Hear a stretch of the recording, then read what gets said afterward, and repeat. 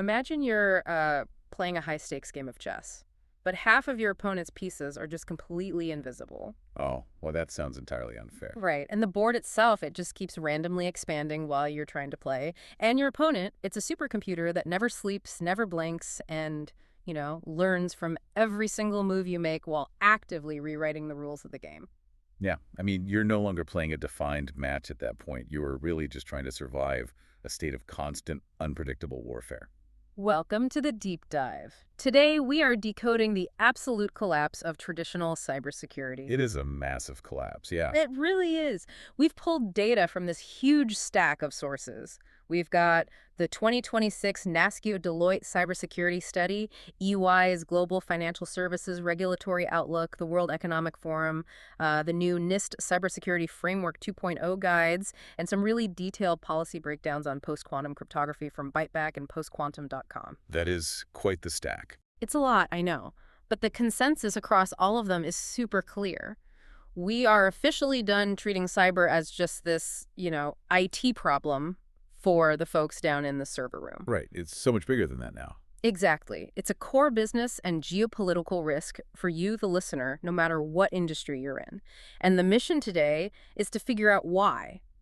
Because it's being driven by the explosion of AI, this wildly fragmented web of global regulations, and a looming technological threat that literally breaks the math of the internet. Yeah, the underlying theme across all these sources is basically a forced evolution. The defensive strategies that worked fine in 2024 are actively failing in 2026. Failing completely. And to understand the sheer scale of this, you really have to look at the people on the front lines. Okay, let's unpack this reality on the ground, because it is genuinely startling. I was looking at the statistics from that NASCIO Deloitte study, which surveys State Chief Information Security Office. The CISOs, right. Yeah, the CISOs directly responsible for protecting public data. We're talking everything from tax records to local emergency sinuses. So back in 2022, 48% of them felt highly confident in their ability to secure data. Which is already less than half. Right. Already not great. But in this 2026 report, that number has plummeted to just 22%. Wow. And it reveals an even deeper systemic issue when you drill down into the local levels. Oh, for sure. Because what's fascinating here is that 63% of those state CISOs explicitly stated they are, quote, not very confident in the ability of local governments and public higher education networks to secure their data. You hear stats like that, and the instinct is to just say, well, the threats are just getting faster. Right, just a speed game. But looking at the World Economic Forum report on cyber-enabled fraud, it's not just speed. I mean, it's capability. It's the difference between a human hacker writing a phishing email and an agentic AI autonomously probing a firewall. That distinction is so critical. We aren't just dealing with generative AI creating convincing deepfakes anymore. Though that is absolutely bypassing human verification every day, yeah. Oh, absolutely. Yeah. But the real nightmare for these CISOs is agentic AI. These are autonomous software agents that don't just, follow a script. They're actually given a goal. A goal, right, like break into this server. Exactly. An agentic AI can quietly sit on a network edge, constantly testing firewall rules, reading the system's responses, and dynamically writing custom exploit code in real time until it finds a crack. It's persistent robotic hacking. So how does a human CISO even fight that? Do they just automate their own defenses? The sources mentioned CISOs leaning really heavily on SAR systems. Yeah, SOAR systems are huge right now. But what does that actually look like in practice? Is that just, I don't know, an automated tripwire? It's more like an automated immune system. So SOAR stands for Security Orchestration, Automation, and Response. Okay. Instead of a human analyst seeing an alert, looking up an IP address, and manually blocking it, the SOR system detects the anomaly, cross-references it with global threat databases, isolates the infected server, and blocks the malicious traffic across the entire network in milliseconds. Oh, wow. So they literally have to fight AI with AI. They really do. But here is the paradox in the Deloitte study. 94% of CISOs are now heavily involved in creating internal AI security policies. Wait, why are the security chiefs suddenly writing internal corporate policy for AI? Shouldn't they be focused on, external threats? Well, because the external threats are finding an open door from the inside. Software vendors are auto-enabling new generative AI features in enterprise products that states and companies already use. Oh, I see. Yeah, you buy a secure database tool, and overnight, an update adds an AI assistant. Suddenly you have Employees casually pasting proprietary source code or, sensitive citizen data into an AI prompt to help them write a report. Completely unaware that the data is leaving the secure environment to train an external model. That explains this genuinely insane statistic from IBM. They reported that in 2025, 97% of organizations that suffered an AI-related security incident lacked proper access control. 97%. That is staggering. 97%. That's not some sophisticated nation-state hack. That is a fundamental failure of shadow IT. You have employees bypassing the firewall from the inside simply because they want to use a fancy new AI tool to summarize their emails. And the real-world impact of that lack of control resulted in 3,322 publicly reported data thefts in 2025 alone. You'd assume this would trigger a massive influx of funding for these CISOs. You would definitely assume that. But 16% of those state CISOs actually saw their budgets reduced in 2026. Reduced? Wait, really? Yes, reduced. 2 years ago, 0% reported budget cuts. But now, even with federal help like this state and local cybersecurity grant program, nearly 40% of them say the money isn't enough to cover the operational overhead of fighting agentic AI. Which forces a massive strategic pivot.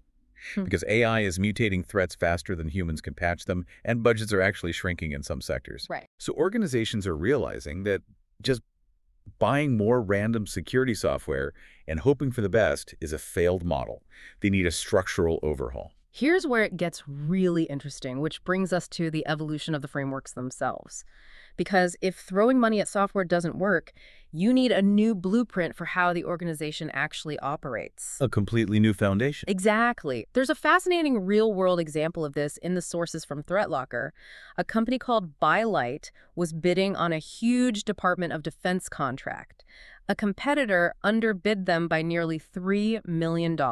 Which is a huge discount. A massive discount.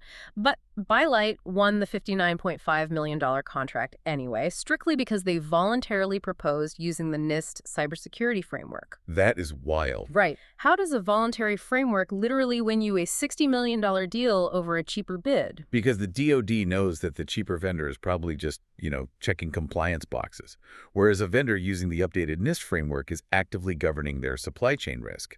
So what we're talking about is the National Institute of Standards and Technology. For years, their framework, version 1.1, was the absolute gold standard. It had 5 core functions, which were identify, protect, detect, respond, and recover. That sounds perfectly logical. Find your assets, put up a wall, spot the intruder, kick them out, and restore the backups. It was highly effective for a decade. But the 2026 update version 2.0 introduces a monumental shift. They added a 6th core function right at the center of the entire model. And that is govern. So it's no longer just about the IT team reacting to a breach. Govern moves the responsibility straight into the boardroom. Functionally, yes. The govern mandate demands that executives establish clear risk strategy, provide continuous oversight, and actively manage supply chain vulnerabilities. It's a recognition that cybersecurity is a business strategy, not just an IT tactic. Makes total sense. And version 2.0 expanded its scope entirely. It was originally designed for critical infrastructure like power plants and banks. Now it has been streamlined down to 206 specific subcategories meant for all organizations. Wow, all organizations. Yeah, whether you are a local school district or a global supply chain vendor. It makes me think about automotive safety, Using the old NIST 1.1 framework was like making sure your car had great safety features. Seat belts, airbags, reinforced bumpers. Right, you're safe if you crash. Exactly, you're well protected if you crashed. But NIST 2.0, with this new govern function, is like finally realizing you need a steering wheel, a map, and a licensed driver. You now have active strategic governance actually steering the vehicle so you avoid driving off the cliff in the first place. That captures the shift perfectly. You're intentionally navigating the risk landscape. And a huge part of that new landscape is AI. Of course. In December 2025, NIST added a draft cyber AI profile to the framework. This specifically addresses the mechanisms of AI threats, like data poisoning. Okay, you have to break down data poisoning for me because that sounds like something out of a spy novel. It really does. Data poisoning is essentially an attacker feeding bad data into the training model of your defensive AI. Oh, I see where this is going. Yeah, if an attacker can slightly alter the training data, they can teach your AI security system to intentionally ignore a specific strain of malware. By the time the AI is actually deployed, it actively flags everything except the attacker's tools. That is terrifying. It is. Governing that kind of supply chain risk requires intense board-level oversight, and the data proves it works. ESI Thought Lab found that organizations making comprehensive cyber investments following these structural frameworks actually generate a 179% return on investment. So better security actually makes the entire business more efficient. But let me push back on this universal adoption of NIST. Sure. Because if frameworks like NIST are becoming this accepted global standard that everyone agrees on, why are the actual laws governing these companies becoming so incredibly localized and messy? It's a huge problem. It feels like a massive contradiction to me. We have a universal blueprint, but a completely fractured legal system. If we connect this to the bigger picture, you're hitting on the core operational friction for any multinational organization in 2026. The EY Global Financial Services Regulatory Outlook explores this deeply. As companies try to standardize their internal governance, the governments regulating them are doing the exact opposite. Interesting. We are entering an era of deep regulatory localization, where major global regions are totally splitting their priorities. So if I'm a global bank operating out of, let's say, New York, London, and Frankfurt, and I suffer a massive AI-driven breach, the EY data suggests I'm dealing with completely contradictory legal philosophies. Precisely. The U.S. is currently looking to deregulate in order to spur technological innovation and market growth. Right? But simultaneously, the EU is focusing on intense, strict harmonization. They have the DORA regulations, the Digital Operational Resilience Act, which strictly mandates how financial firms handle digital resilience and third-party tech risks. Wow. Meanwhile, the UK is prioritizing its own distinct market growth rules, and Latin America is heavily focused on consumer protection and financial inclusion. I just can't imagine being a compliance officer trying to reconcile U.S. deregulation with EU DORA strictness on the exact same day. It would be a nightmare. Especially considering the EY report noted that over 70% of banking firms are now using some form of agentic AI. It makes total sense why boards are making AI oversight a standing, permanent agenda item. And this localized fracturing isn't just about AI. Digital assets face the same nightmare. In the U.S., you have the Genius Act attempting to establish a federal framework for stablecoins, Right. while Japan and the EU are running down completely different regulatory paths. Let's talk about what happens when things actually go wrong, though. Because the U.S. laws regarding mandatory disclosures are in a very messy transition phase right now. Darren Gussie, yeah. The biteback reporting details how the era of voluntary cooperation is essentially ending. The shift is massive. For a long time, we operated under CISO 2015. This was a law that allowed companies to voluntarily share threat information with the federal government. In exchange, the company received liability protection. It encouraged an open dialogue. But Congress only temporarily extended that protection until September 30, 2026. Right, because they are replacing it with CERCI, the Cyber Incident Reporting for Critical Infrastructure Act. And based on the sources, voluntary is just no longer in the vocabulary. Not at all. CISO, the federal agency in this case, not the 2015 Act, is finalizing these regulations by May 2026. CERCI brings mandatory reporting with severe statutory teeth. Severe teeth. Oh, yeah. If a covered entity suffers a cyber incident, they face a strict deadline. They have 72 hours to report it. And if they make a ransom payment, they have just 24 hours to report it. I want to frame it realistically for a second. Imagine you are the CISO of a regional hospital network. It's 2 a.m. on a Saturday, and your parent databases just get encrypted by ransomware. A literal nightmare scenario. Right. The CEO panics and authorizes a crypto payment just to unlock the life-saving systems. Under CERCI, you have exactly 24 hours to formally report that to the federal government. 24 hours is nothing. You're barely figuring out which servers are burning, let alone drafting formal compliance paperwork. Which is the exact reason that NIST govern function is no longer optional. If you wait until 2 a.m. on a Saturday to figure out your reporting chain of command, you aren't just dealing with a cyber attack, you are actively violating federal law. Wow, that really puts it in perspective. The policies, the communication channels, the legal retainers, that governance must be built into the foundation before the breach ever happens. Okay, so what does this all mean? We've covered a massive amount of ground. CISOs are bleeding confidence as they fight agentic AI with shrinking budgets. They are being forced to adopt board-level governance through NIST 2.0 just to survive a fractured global map of localized regulation. And terrifying 24-hour reporting windows. Exactly. But all of this, every regulation, every firewall, every compliance binder relies entirely on our current encryption standards. Yes. It relies on the mathematical formulas that protect the internet. Foundational math, yeah. So, What happens to all this governance when that math is fundamentally broken? That is the multi-billion-dollar question. Because the sources we have from postquantum.com outline the massive shift toward post-quantum cryptography, or PQC. But reading through the U.S. government timelines, the broad goal for migrating systems to PQC is 2035. Right. If quantum computers aren't a viable threat for another decade, why should you, the listener, be worrying about this in 2026? Are hackers just stealing heavily encrypted files today and hoarding them in a warehouse, waiting for a magic key to be invented? This raises an important question, and honestly, you've just described the exact concept that is keeping national security officials awake at night. It is called harvest now, decrypt later. Wait, really? So the breach happens today, but the damage is scheduled for tomorrow? Exactly. Adversaries, particularly well-funded nation-states, are actively exfiltrating massive databases of highly encrypted information. They know they can't read it today because current encryption is too mathematically complex for classical computers to break. But they also know that when a cryptographically relevant quantum computer comes online, it will chew through that classical encryption in minutes. In minutes. Wow. Yeah. If you're protecting data that holds its value for 20 or 30 years, military intelligence, genome sequencing, long-term financial strategies, that data is already completely compromised if it gets stolen today. Which means the transition to quantum-proof math has to be completed long before the quantum computers actually arrive. Exactly. And the regulatory wheels are clearly spinning up. The sources show that in August 2024, NIST finalized the first 3 PQC standards: FIPS 203, 204, and 205. Right, the new algorithms. These aren't just acronyms. These are the actual finalized mathematical formulas deemed resistant to quantum code breaking. Having the formulas is step one.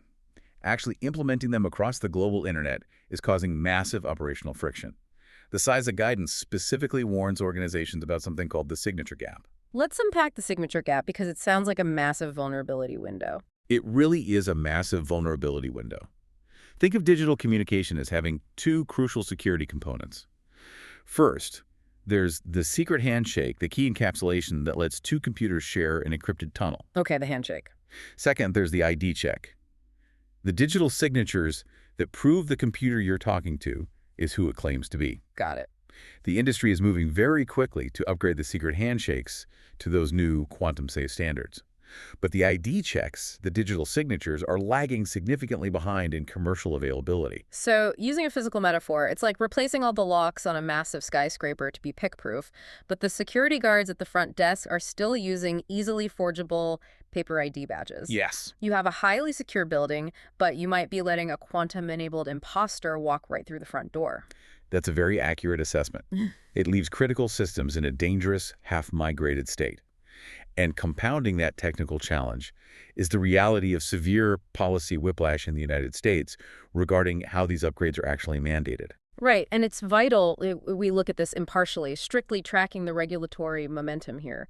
Under the Biden administration, Executive Order 14144 laid out very rigid top-down mandates. Right.